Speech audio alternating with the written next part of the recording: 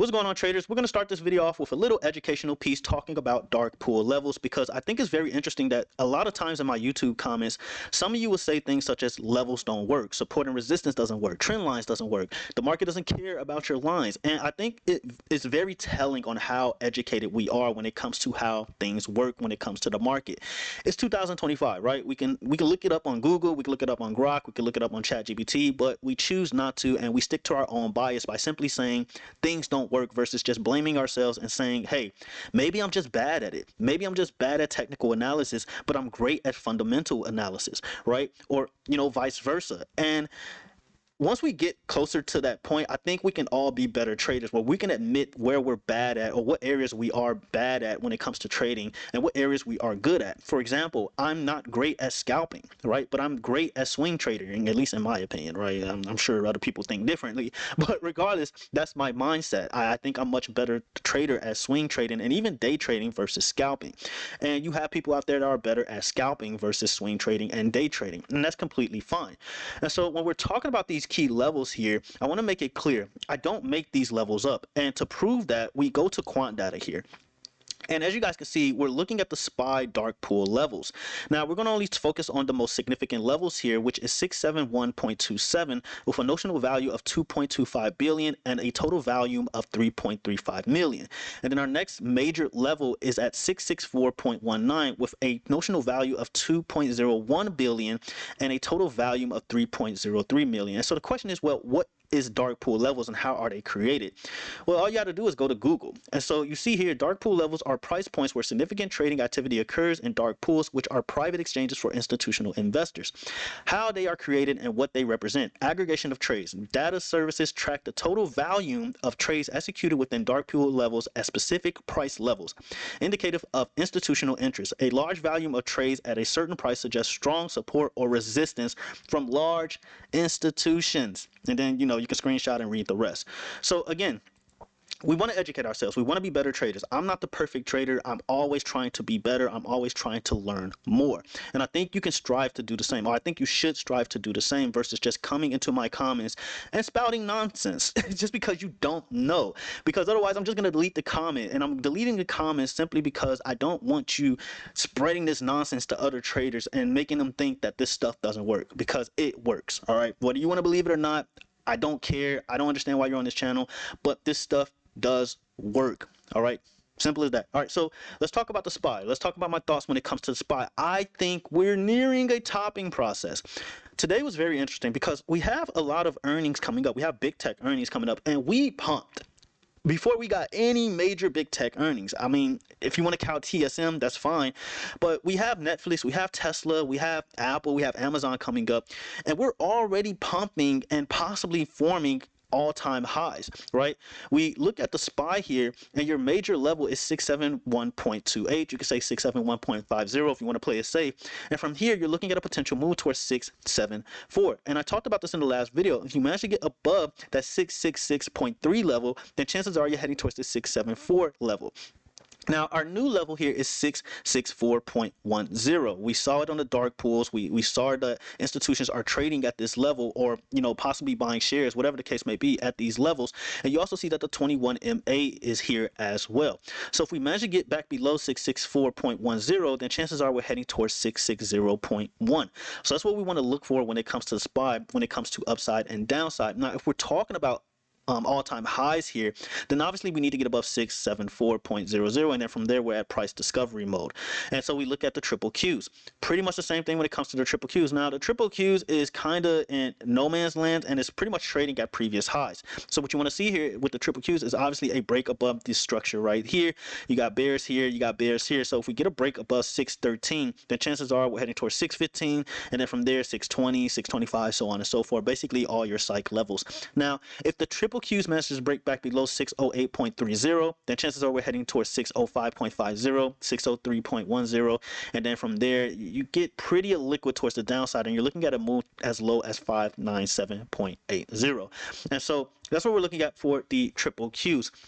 Now, one thing I really want to pay attention to here is semiconductors, or specifically SMH and Nvidia. So when we look at SMH, I've been talking about this in the past few videos, right? Where if SMH cannot get back above 350, you still open up the floodgates towards 323. And as you guys can see, we're pretty far off from that level. But again, if SMH cannot reclaim 350, then I do imagine we're going to see a rejection towards the downside, possibly even fill this gap here at around what, 343, and then head much lower. And then bulls will really need to hold here. You have a lot of bullish wicks in this area at around 340.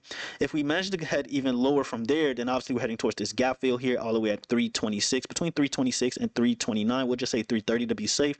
And then from there, you're looking at 323. So again, in order for Nvidia to really break out, in my opinion, I think SMH needs to make new highs. Otherwise, you're going to see downside. And so when we're looking at Nvidia, right, Nvidia, bulls just cannot get Nvidia any higher. They're just having a very hard time here.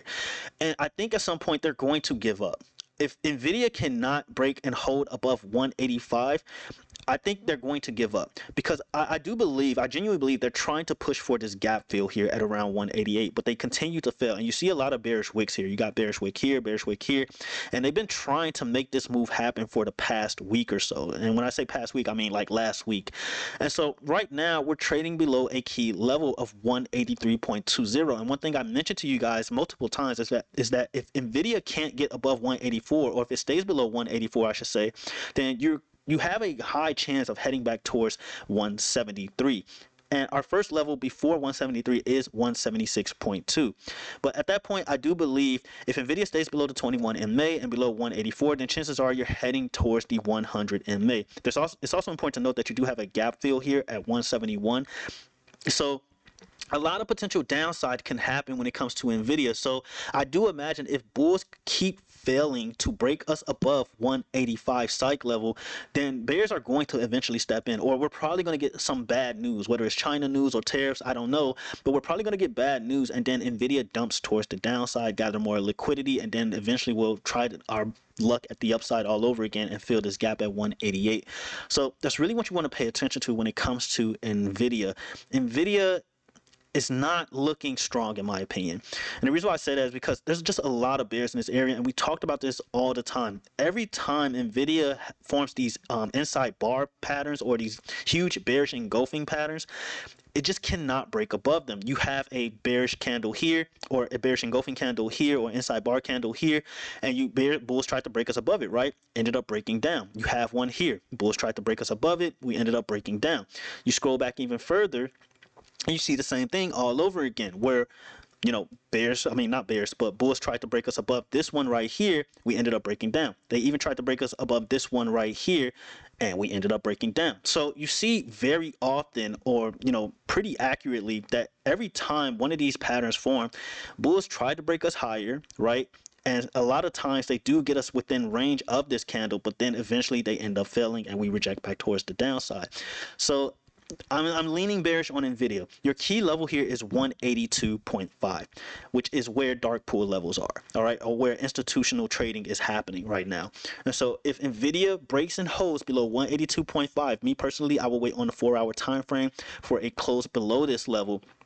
And chances are we're heading lower, right? We're heading much lower when it comes to Nvidia. So that's definitely something you want to pay attention to. And so we go back to quant data here, and we're going to look up a pretty interesting, someone in the Discord pointed this out to me. So we look at triple Qs here. I know we don't look at triple Qs enough when it comes to order flow. And a very, very interesting trade came in. And so we see here, you know, today, October 20th at 2:42 Eastern time, you got these triple Q puts come in at for October 31st with a 600 strike price. And they were loaded up at 612.12, and you see the quantity here, and as you guys can see, the premium is 12.18 million. Now I didn't, you know, go in full research mode on this, but this is definitely something you want to look up yourself and see if this is legit. Again, the premiums are very, very high. Could this be signaling a crash happening or a correction happening? I don't know.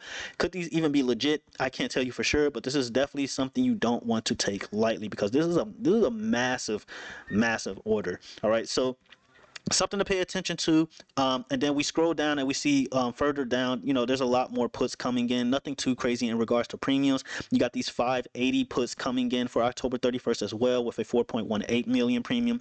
582 strike puts as well coming in with a 1.54 million premium. So very, very interesting trades coming in. And then you have these back-to-back puts.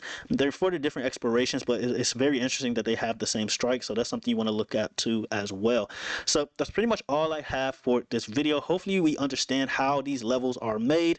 I don't pull them out the air or anything like that. These are what institutions are trading. These are where institutions are buying and selling their shares. Simple as that. All right, do your research. It's 2025. Use the tools that's available to you. If you don't understand how something works, ask, right? Ask, hey, how are these levels formed? Are you making them up? Right? Are you just drawing lines on the chart, right? Or are they formed by computer algorithms, institutional computer algorithms, or do institutions invest into these levels themselves, right? We have to ask these questions, right? I think we're way too advanced to not ask these questions, and instead of just admitting that, hey, I'm just bad at technical analysis, or maybe I had a bad time with technical analysis, maybe I shouldn't take it out on the world, right? So I think we need to get to that point. And if we want to be better traders, instead of assuming that we're the perfect trader or anything like that, because I'm far from a perfect trader, I'm always willing to learn. Discord members are always teaching me something new. I'm always teaching them something new. And I think that's the best thing you can have as far as a trader, is a community to trade with, a community to trade ideas with, and, educate yourselves with. So that's my little rant. Hopefully, we learn something from this. And again, if you spout nonsense in my comments or you spout untrue information, I'm going to delete the comment. You're not about to spread this terrible virus to other people in my comments and make them think that this stuff don't work, because I prove all the time that this stuff works. If I wasn't able to prove this, then obviously I wouldn't have a Discord full of 400 plus members. Simple as that. So that's all I have for this video. Hopefully you guys understood. Hopefully it makes sense. Again, not talking crap, not trying to get under anybody's skin or anything like that. I just really want to encourage educating ourselves when it comes to trading and being better traders. Until the next video, traders, have a good one.